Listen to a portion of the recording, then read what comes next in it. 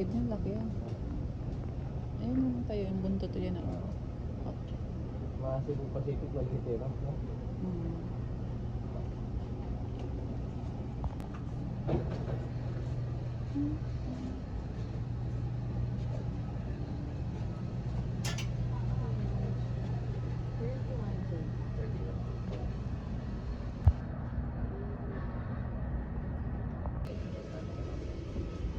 Hindi na kailangan ID rito. Hindi naman ha, awak-awak ko lang. Hindi na kailangan ID. Ano nga siya? Tumodoro. Ito, good afternoon.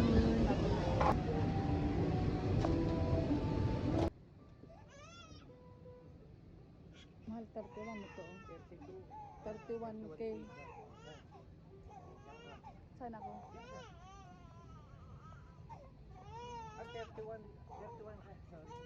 31K. Sa okay.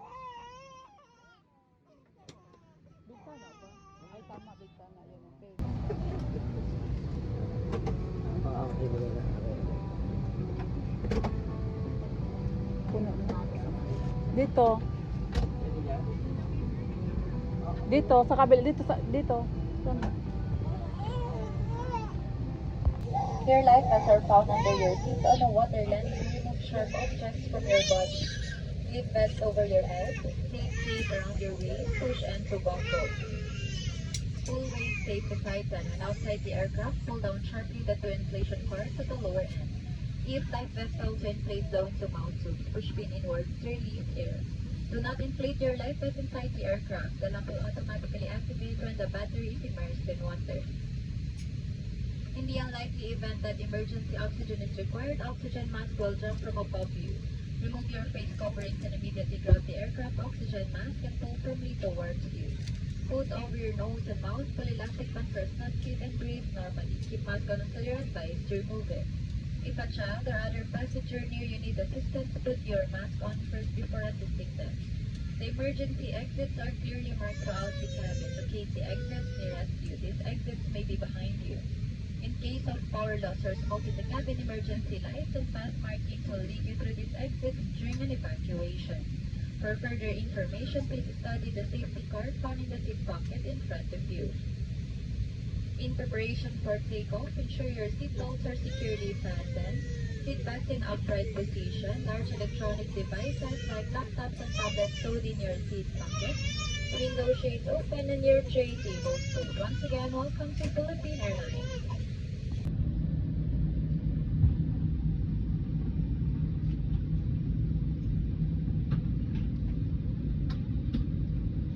Part of our safety procedure for takeoff, we will be dimming the cabin lights. Reading lights are found in your service panel.